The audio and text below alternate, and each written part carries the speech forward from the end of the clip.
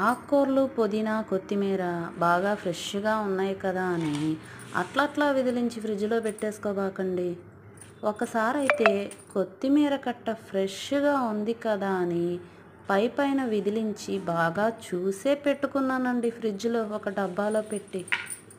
అయినా గానీ 2 రోజుల తర్వాత కొత్తిమీర తీసి చూస్తే ఒక జలగైతే ఉందండి. అది చిన్న జలగ మాత్రం కాదండి. పెద్దదిగానే ఉంది.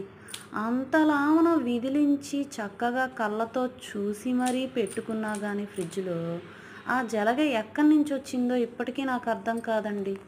అప్పటి నుంచి గూడా నేను ఒక్కొక్క ఆకు విడివిడిగా తీసి కళ్ళతో బాగా చూసి చూసి ఫ్రిడ్జ్‌లో పెట్టుకుంటానండి.